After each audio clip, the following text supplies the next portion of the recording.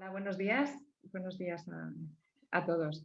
Yo me presento, soy Sonia Soriano, estoy como vocal en la Junta de la EN catalana, soy psicóloga clínica, psicoterapeuta y actualmente coordino el Hospital de Día de Adolescentes, uno de ellos en Barcelona. Y bueno, me da mucho gusto presentar a Mara dentro de, como decía Berna, ¿no? Este grupo de adolescencias, entornos, salud mental en el que estamos y que a partir de ahí sugiere un poco poder reflexionar alrededor de la actualidad que estamos viviendo con los adolescentes, ¿no? Quiero presentar a Mara. Mara es licenciada y doctora en psicología por la Universidad de Buenos Aires. También es docente del posgrado en la carrera de psicología, coordinadora del espacio de Green del Instituto Psicosomático de Buenos Aires y autora del libro La creación del pensamiento en los orígenes. ¿Lo digo bien, Mara? Entre otras muchas cosas, ¿no? De cómo estás siempre, y lo pones muy fácil, ¿no? Que permites acceder a ayudar, ¿no? A diferentes equipos, a poder y seguir, ¿no? En la comprensión de la clínica con los pacientes, ¿no? En este caso sí que nos vamos a centrar más en los adolescentes, ¿no? Sí que hablando con Mara, me gustó mucho, ¿no? el también presentarte en cómo te conocimos, ¿no? Y que tú explicabas muy bonito cómo fue hace más de 10 años que a través de Asunción Soriano, que está apuntada pero todavía no está conectada, veremos si en unos ratitos dijo que se quería conectar, pero como a través de Asunción te pudimos conocer porque viniste al hospital de día, actual Casa Joven de la Marina, y cómo a partir de ahí, ¿no? Organizando seminarios y supervisiones y demás, casi tenemos una cita anual fija, ¿no? Que nos permitimos el lujo de poder supervisar algún caso o hablar sobre algún aspecto teórico. Y a partir de ahí es verdad que ha nacido un vínculo, ¿no? de mucha alegría, de muchas ganas de compartir, y por eso estamos hoy aquí. Agradecerte la facilidad siempre y el entusiasmo cuando se te proponen este tipo de cosas, ¿no? De poder compartir todo lo que sabes, ¿no? Entonces, Mara, un poco yo te había comentado cuál es la situación un poco actual aquí, ¿no? Y que justo antes de la hora comentábamos que es bien diferente lo que seguramente en diferentes lugares del mundo se está viviendo en función de en qué etapa o momento de la pandemia uno está, ¿no? Pero lo que sí que estamos observando en estos momentos a nivel de la clínica es que hay un aumento casi un 50% en lo que son las urgencias psiquiátricas, o sea que los ingresos psiquiátricos están en un momento de mucha saturación. Ahora esta Asunción, ¿no? Aprovechamos y la saludamos. Hemos hablado de ella. Entonces, explicábamos esto, ¿no? Como que estamos en esta situación de un desborde a nivel de urgencias psiquiátricas para adolescentes. A nivel de los centros de salud también llegan como un 25% más de solicitud de visita respecto al 2019, porque el 2020 aquí, bueno, con el confinamiento más estricto estuvo todo parado, como confinado también todos, ¿no? Y entonces no habían esas peticiones de consultas, ¿no? Y por eso la comparativa la vamos haciendo respecto al 2019, que sería un año como de de normalidad, ¿no? Entonces, a nivel, por ejemplo, clínico, yo le comentaba a Mara que nos estamos encontrando en el hospital de día, estamos entonces hablando de pacientes graves, con toda una externalización del malestar a nivel de trastornos de la conducta alimentaria, a nivel de mucha autolesión, que esto está angustiando mucho a los entornos de los jóvenes, ¿no? También muchas alteraciones del ritmo sueño-vigilia. O sea, casi la totalidad de los pacientes, yo diría que nosotros atendemos, están con algún patrón alterado en cuanto al sueño. Y después todo el tema de agresividad, agresividad en el domicilio, ¿no? y que esta es la casuística con la que ahora nos encontramos y que está generando mucha ansiedad para los profesionales, pero también para el entorno más inmediato, ¿no? Las escuelas, los institutos, los casales sociales, ¿no? Donde van los jóvenes. Y entonces alrededor de esto queríamos un poco darte pie a ti para que nos ayudaras a pensarlo, y a partir de aquí pues ya te dejo con este título tan sugerente de las ilusiones y las ilusiones de los adolescentes. Vale. Bueno, muchas gracias Berna y Sonia por la invitación. Un gusto siempre estar con ustedes, con Asun también. Ya no nos vemos desde el 2019 todas, no, desde el 2020. Se las echa mucho de menos. Y es bien interesante, yo pensando en cómo desarrollar la charla de hoy, voy a dejar un poquito más para mediada la charla el tema específico de la pandemia, porque me parece que no tenemos que perder de vista por el contexto de que se trata la adolescencia, ¿no? En sí misma. Porque la pandemia, por un lado, los trastornos del sueño no atraviesan solo en la adolescencia. Hay cosas sí que son específicas de la adolescencia, pero los trastornos del sueño son una problemática que nos dejó esta pandemia en todas las edades, desde los pequeñitos que abandonaron sus hábitos de sueño hasta los adultos que bueno, tuvieron que recurrir en muchos casos a la medicación, aún impensadamente, para poder conciliar el sueño por los procesos de encierro, ¿no? Que hemos vivido, además de todo el estrés del sostenimiento de una vida rara. Pero sí hay cosas que son específicas de los adolescentes y se están observando de una manera más intensa. Por eso les decía un poquito en la introducción, cuando estábamos charlando en general, cómo la salida que están viviendo ustedes quizás genera una manifestación como mucho más intensa de estas problemáticas que ya venían. Que bueno, tratándose de la adolescencia y de la vida exagerada del adolescente, preocupan. Pero el título tiene que ver con justamente no enredarnos en la exageración adolescente y poder pensar qué tiene esto de severidad y qué tiene esto, a pesar de ser a veces de riesgo, a veces intenso, a veces nos asusta, que es parte de la problemática exagerada del adolescente, que es un periodo de la vida exagerado. Para cualquier situación es exagerado, ya sea para el encierro, para la salida, para el amor, para la retracción, para todo es exagerada la adolescencia. Entonces tenemos que enmarcarla, la pandemia en la problemática adolescente, de ahí el título de ilusiones y desilusiones, para no hablar estrictamente de patología o patología severa, insisto, a pesar de las manifestaciones que se observan, que asustan, que preocupan, que nos tienen en alerta, que uno regula en la consulta privada cuántos adolescentes puede atender, porque muchos adolescentes es muy difícil, porque te requieren un nivel de energía, de pensamiento y de implicación que es mucho mayor que en otras etapas de la vida. Por eso, en principio, vamos a comenzar diciendo que hay ilusión y desilusión en el sentido winnicottiano, que no hay que perder de vista que se trata de una etapa de transición, que la transición es entre la vida infantil y la vida del adulto, y que ahí los riesgos de exceso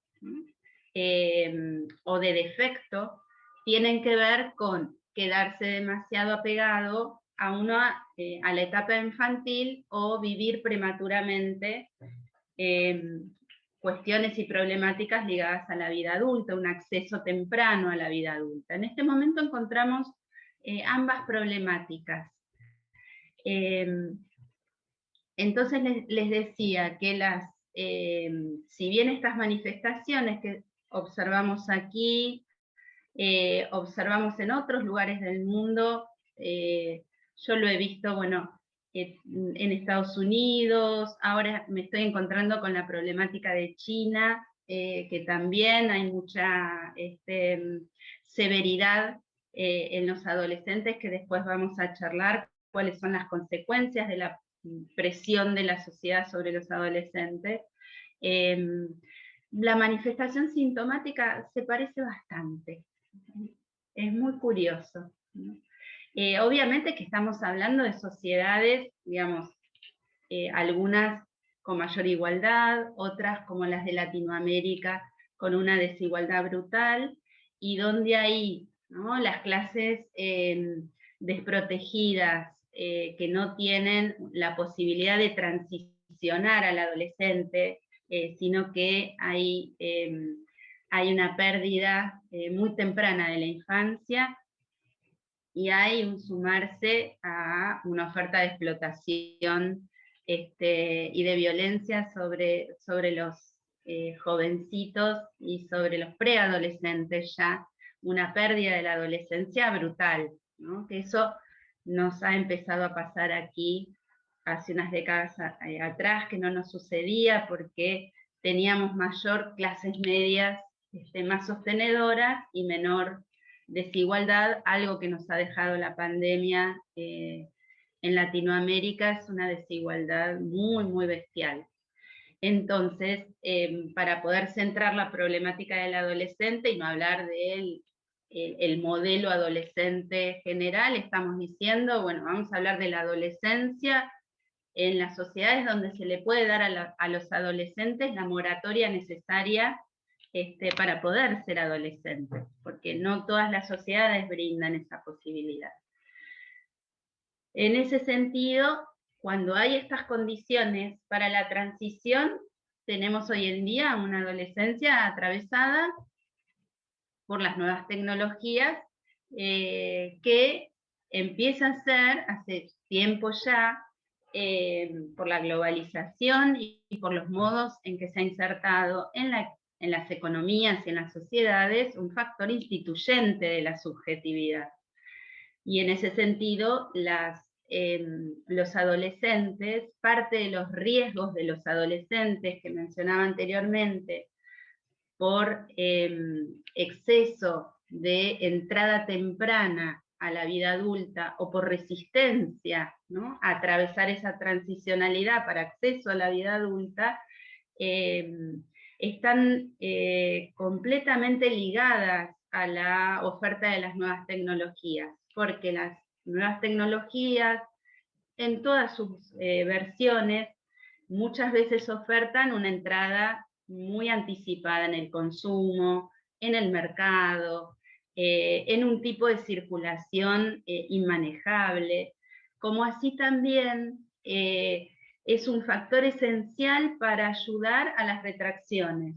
Entonces eran adolescentes encerrados en sus cuartos que pueden mantener ese encierro con estas modalidades de juegos con gente, ¿no?, con amigos virtuales, que no son amigos porque no son vínculos, muchas veces sí, pero otras no, y donde se sostienen encierros con pérdida de coordenadas espaciotemporales muy severas, que ayudan a la retracción, poniendo una resistencia fuerte a vivir cualquier tipo de proceso de crecimiento y de transición adolescente. Entonces, hoy la adolescencia la tenemos que pensar ligado a la novedad instituyente de las nuevas tecnologías, las cuales no son ni buenas ni malas, sí han reordenado nuestras sociedades, han generado toda una serie de procesos económicos, sociales, subjetivos, nuevos, diferentes de las formaciones económico-sociales anteriores, ¿no? Pre-2000, son del milenio, y hay que asumirlas como parte de la problemática, como inciden en la problemática adolescente, porque justamente el adolescente se ve expuesto mucho más prematuramente a situaciones que anteriormente estaba más preservado, ¿no? Si bien yo cuando estaba pensando en la conferencia de hoy, recordaba, bueno, adolescencias de los 60, de los 70, es cierto que los adolescentes y los jóvenes tempranamente estaban muy expuestos a procesos y fenómenos políticos, aún de mucha violencia, también tempranamente. Nosotros aquí tenemos una gran cantidad de adolescentes y jóvenes que son desaparecidos de la dictadura militar. Entonces, en ese sentido, hubo ya una exposición temprana. No es un fenómeno solamente actual de los adolescentes, pero con la masividad con que se enfrentan a problemáticas muy diversas, porque no es solamente lo temprano de lo político, es lo temprano de lo económico, cuando empiezan a generar dinero como youtubers, o cuando se les genera, ¿no?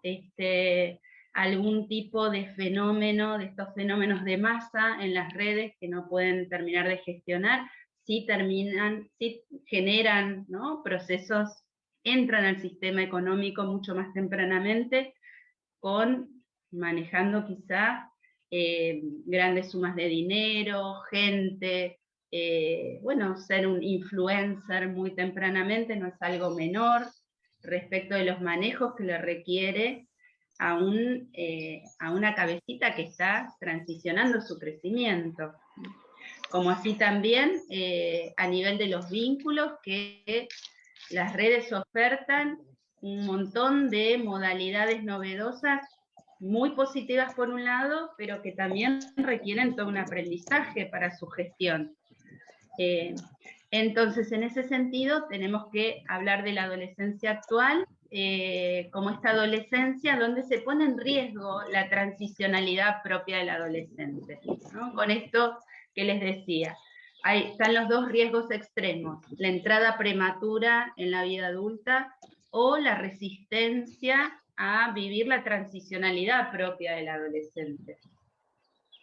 En ese marco de normalidad aparecen los fenómenos exagerados de la adolescencia que se han aguzado por la pandemia, pero que son fenómenos también propios de la adolescencia, y que cuando uno recibe a un adolescente en la clínica por alguna de estas manifestaciones, que inclusive muchas veces generan riesgo para su propia vida, para la convivencia con los demás, para la formación y el proyecto de futuro de los adolescentes, aún así lo más importante es no patologizar. O sea, una mirada patologizante del adolescente, aunque venga cortado, aunque venga con 40 kilos a punto de ser internado, no hay que patologizarlo. Y que esa mirada no patologizante es parte del proceso de transformación terapéutica.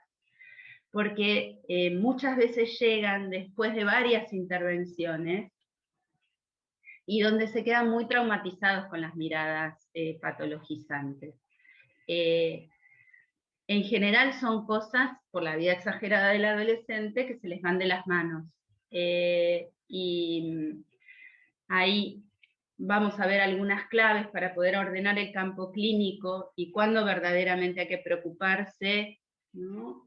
Preocuparse, uno siempre se preocupa, es inevitable, pero cuando uno tiene una mirada más centrada en una perspectiva patológica y cuando uno puede pensar en una normalización más pronta. Por eso es sumamente importante la mirada que uno oferta al adolescente, ¿no?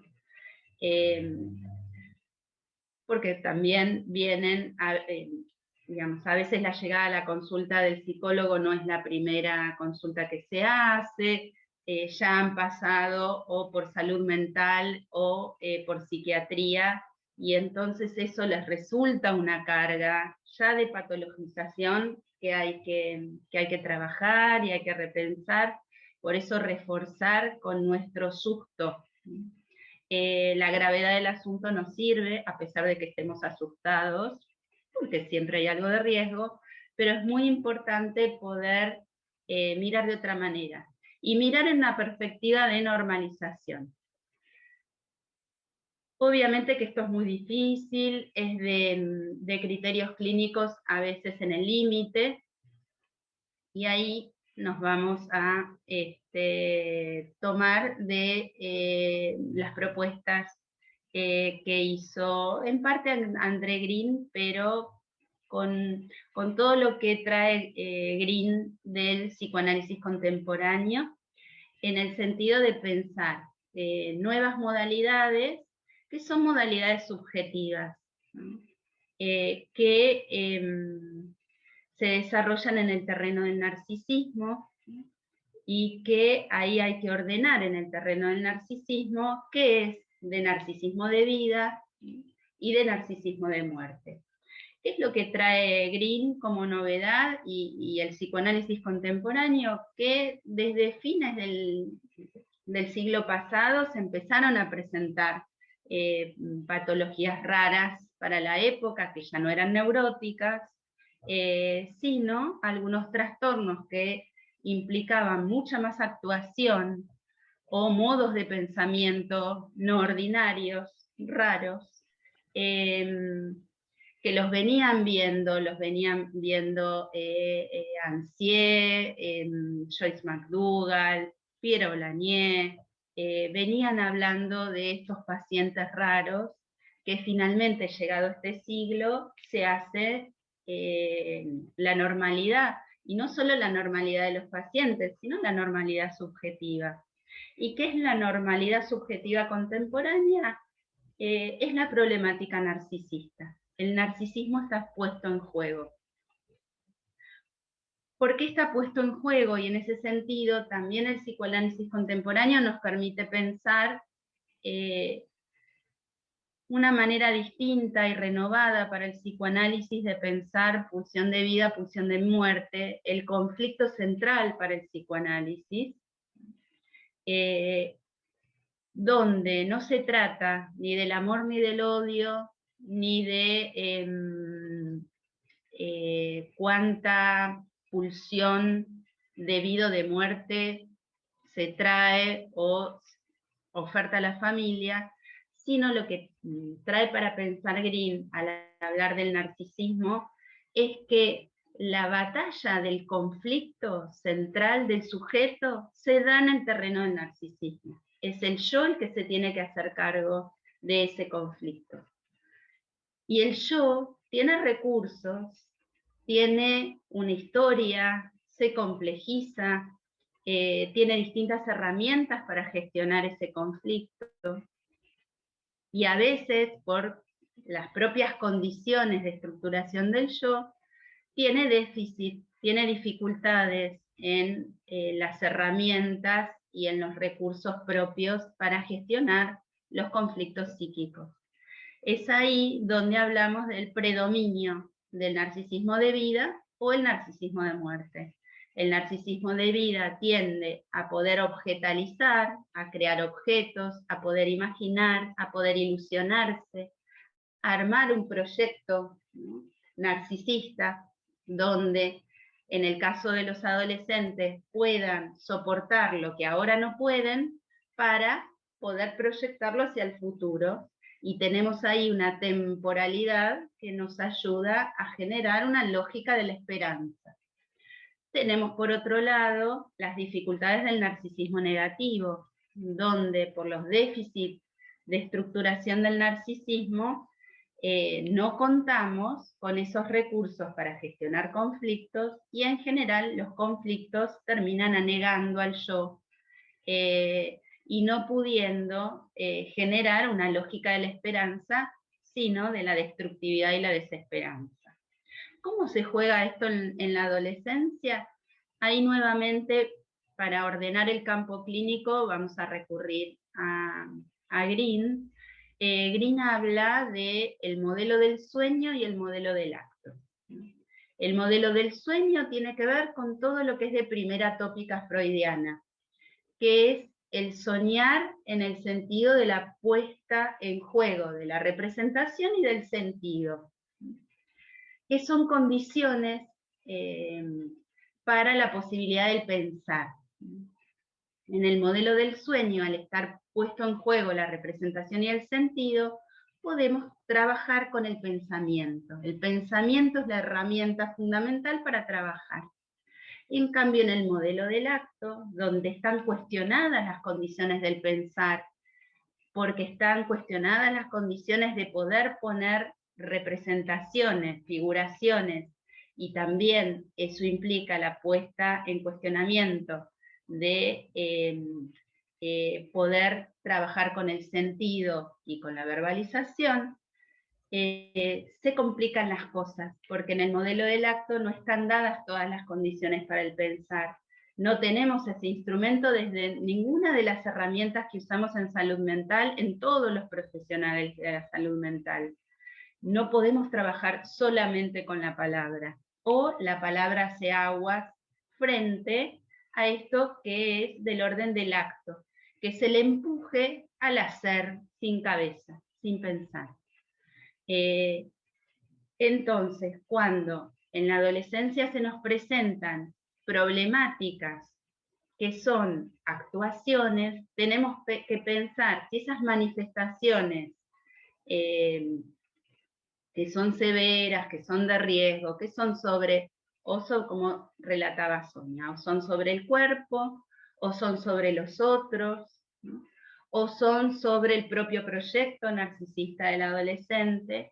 Tenemos que pensar si se trata del modelo del acto o se trata del modelo del sueño, si hay condiciones para el pensar y poner en juego el sentido de lo que está sucediendo, o hay que trabajar sobre las condiciones del pensar para poder generar un circuito más estable que sostenga al aparato psíquico en un conjunto de membranas que lo sostengan y no desborde. Que ahí tenemos otras herramientas para trabajar y tenemos otra perspectiva respecto del adolescente. Por eso les decía anteriormente que no tenemos que, en principio, patologizar, exagerar la patología o pensar que hay un riesgo inmediato, sino que tenemos que ver cuáles son los recursos del pensamiento. ¿Qué quiere decir todo esto en el concreto trabajo clínico? Quiere decir, por ejemplo, que esto es un caso, voy a dar como unas pinceladas clínicas por el tema de protección de datos, pero un adolescente que se presenta, lo que les decía anteriormente, entre los 38 y 40 kilos de peso, ¿no? Donde me lo deriva la pediatra para ver qué estaba pasando y si se produce una internación, porque un proceso bastante acelerado de pérdida de peso, y el jovencito de 13 años no estaba comiendo, y empezó a tener en realidad la consulta al pediatra fue a raíz de una problemática que se le produce por déficit de la alimentación, por una infección, ¿no? Cuando uno observa esto, obviamente está ahí la idea de la internación para hidratar, para poner suero, para sostener la vida, porque estaba ahí en el límite. El muchachito no quería ser internado, así que bueno, nos propusimos trabajar intensamente para ver esto que les decía anteriormente, cuáles son las condiciones del pensar. ¿Cómo había surgido toda esta historia? Había surgido un año antes en la escuela, bueno, aquí la escuela, el instituto, aquí en Capital, en Buenos Aires, no sucede así en el resto del país, que tienen el mismo sistema de ustedes, que el instituto se comienza a los 12, aquí se comienza a los 13, en la ciudad de Buenos Aires, la escuela secundaria. Entonces, antes de empezar, durante el sexto y séptimo grado, estaba muy preocupado por su imagen, estaba muy preocupado porque estaba en el grupo de nerds, de los chicos estudiosos, pero que no eran populares, y así empieza la ocurrencia de dejar de desayunar. Primera ocurrencia. ¿Qué le pareció? Fabulosa. Y dijo, empezó a adelgazar porque no tenía sobrepeso, ¿no? De un leve sobrepeso, pero bueno, empezó a cambiar su imagen, a hacerse cortes de pelo más modernos, imitando a los jugadores de fútbol que imponen moda con los cortes de pelo, y andaba en todo eso cuando se dio cuenta que además de dejar de desayunar, podía dejar de almorzar para acelerar todo el proceso. Poco a poco fue dejando de comer, él se sentía muy lindo con su imagen, no le estaba dando tiempo, digamos, estaba cortando el proceso de la pubertad e iniciando una adolescencia tempranamente, ¿no? Poniéndose en un lugar de los populares, de los avanzados, de que ya tenía muy en claro cómo se circulaba entre las chicas para generar atracción y seducción, y se le fue de las manos y dejó de comer, porque ya después de no desayunar y no almorzar, no pudo, cada vez que se sentaba a la mesa, se le venía a la cabeza la idea de que comer iba a ser volver a su vida anterior del gordito, nerd que no tenía acceso a nada de las cosas fabulosas que estaba viviendo en ese momento, y no pudo volver a comer.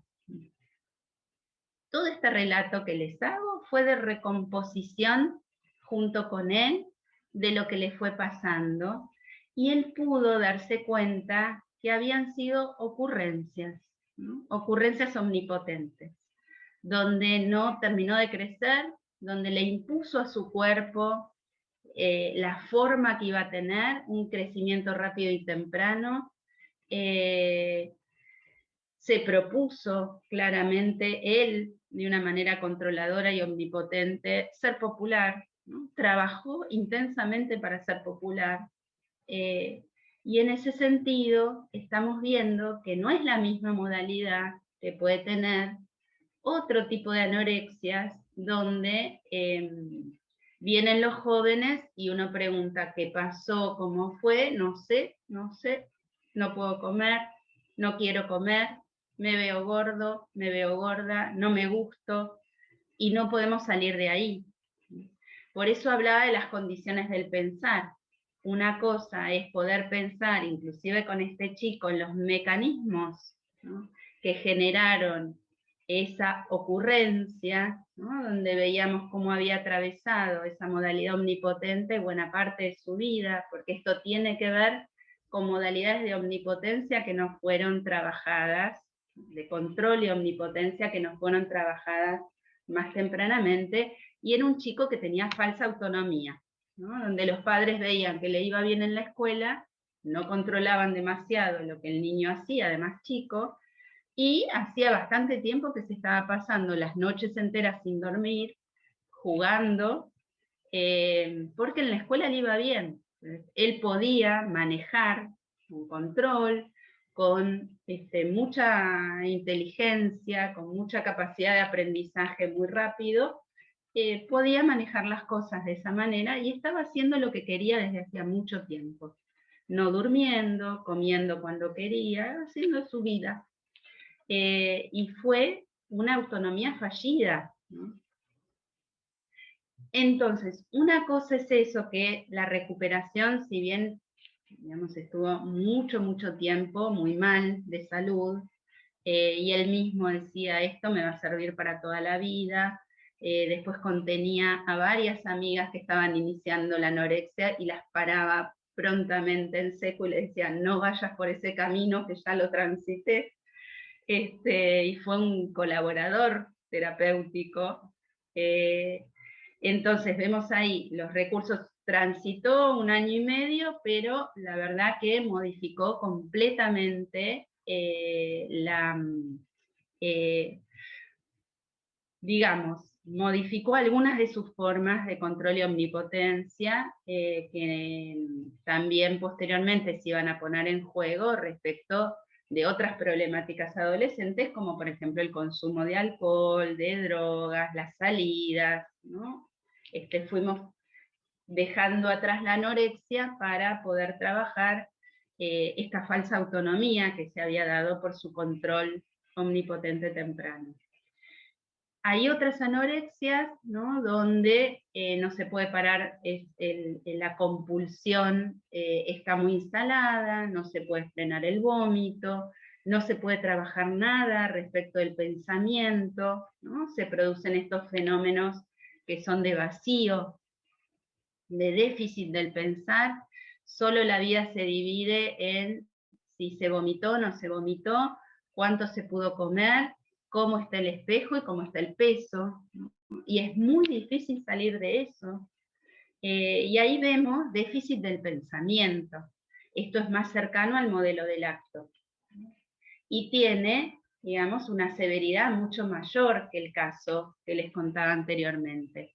Ahora, frente a la aparición sintomática, a lo que se nos muestra en el momento de llegada del adolescente, y es muy severo, ¿no? Porque les decía, este chico llegó en el límite de la internación, ¿no? Incluso no tuvo una internación, pero bueno, decidimos con la pediatra quisiera que estuviera un par de días en una clínica para poder rehidratarse y recomponerse un poco y empezar a trabajar.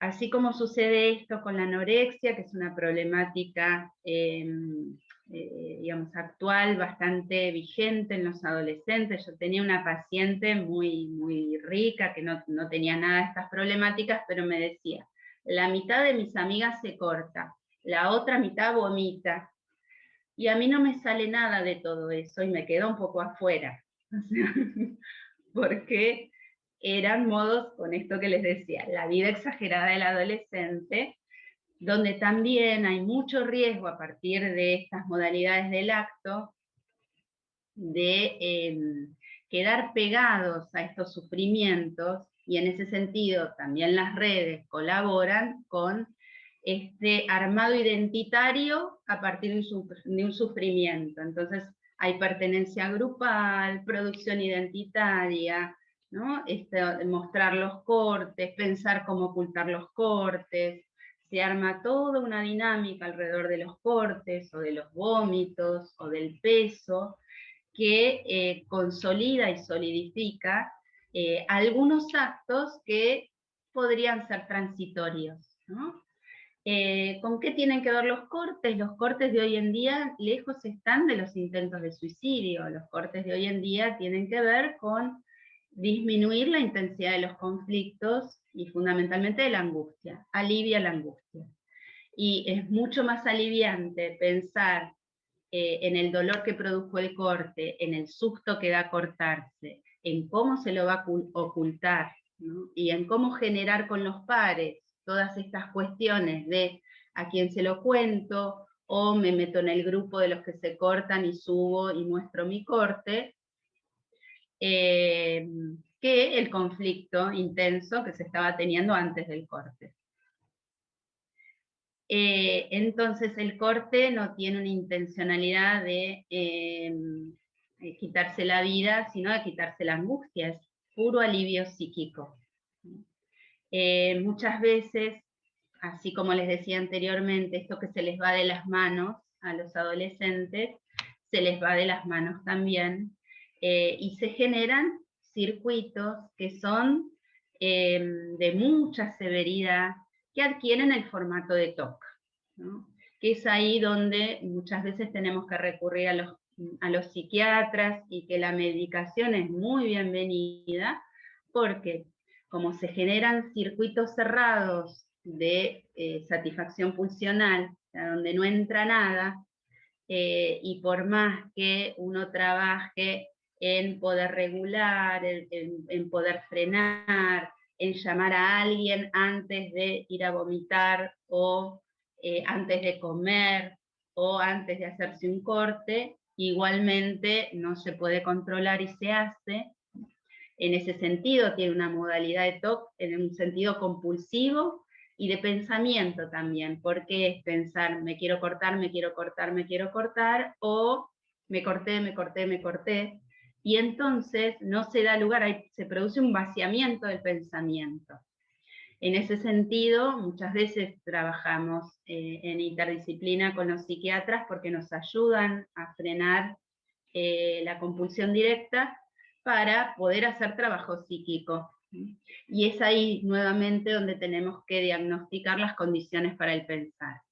Hay chicos que tienen mucha posibilidad de producir pensamiento y se quita prontamente la medicación, y hay otros que no vemos esa perspectiva, que es más creadora, objetalizadora y de ilusión, sino que estamos más en el plano de la desilusión y el narcisismo destructivo.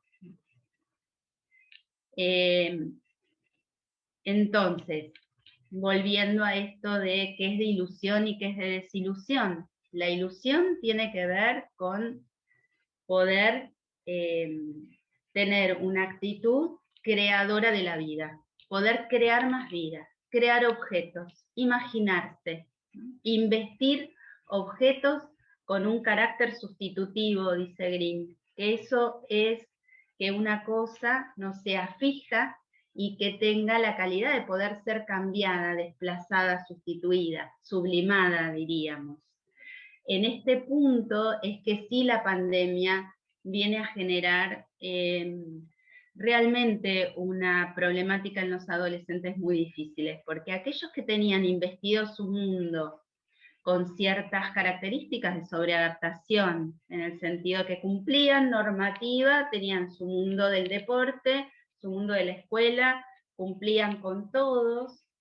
Cuando hablamos de sobreadaptación, hay cierta escisión del afecto, donde se cumple y se hace según la normativa, pero con poca creación interna, con poca capacidad de la fluidez que le da el afecto, ¿no?, al pensamiento y al hacer.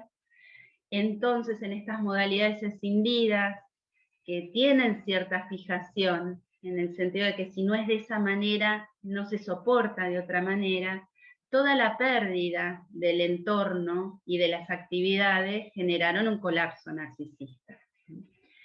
Muchas de las situaciones de intentos de suicidio se dieron por estas modalidades, donde se perdió lo que se tenía y no había muchas posibilidades de crear en la casa sustitutivamente, sublimadamente, ofertas que permitan transitar la pandemia. Se generaron modos de vacío, de empobrecimiento interno, que dispararon hacia la desilusión de los adolescentes con la vida. Obviamente, ser adolescente y poder generar una ilusión en el confinamiento es muy difícil, le exigimos mucho. Pero como uno podía ver claramente en la clínica, quienes tenían esta capacidad venían pudiendo poner en juego distintas actividades, aprendieron cursos, jugaban con los amigos, generaron todo esto que si bien producía un trastorno del sueño, durante el confinamiento no lo cuestionábamos porque era la manera de los adolescentes de estar solos, que era estar despiertos toda la noche. Era la única manera de generar intimidad. Que era una manera creativa en ese momento. Otra cosa es que se prolongue y genere una problemática de sueño. Pero en el momento extremo del confinamiento o en periodos donde no había mucha salida en pleno invierno, vamos a generar un espacio-tiempo propio para sostener intimidad, era muy creativo, era al servicio de la vida, ¿no? Entonces nos vimos en situaciones donde ya venían de déficits anteriores, ya sea por estas patologías previas o estas modalidades rígidas previas. ¿Hay alguien que tiene el audio prendido? Pues si puedes y si no, no. A ver, ¿se te ha conectado el iPhone ese? Eva, ahora. Ahí está.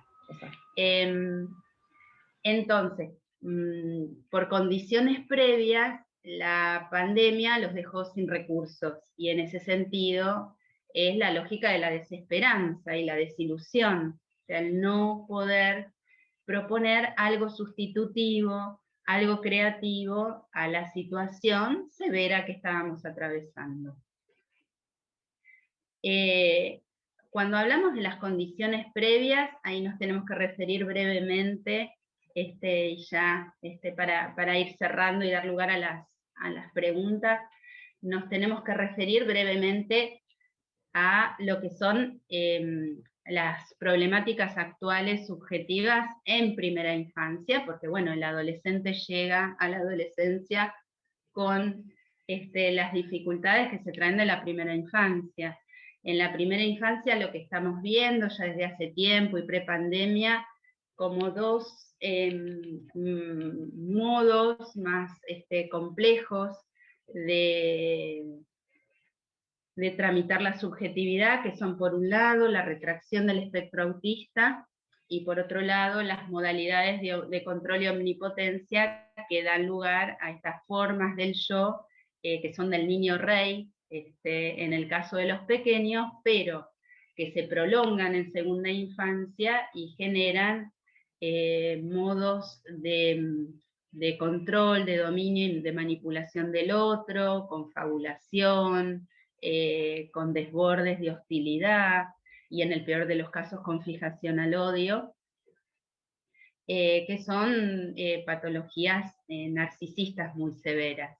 Y esto tiene en parte que ver, digamos, la dinámica de frecuencia con la que aparecen en la consulta estas patologías severas, tienen que ver con los modos de crianza actual, donde en esto que el filósofo coreano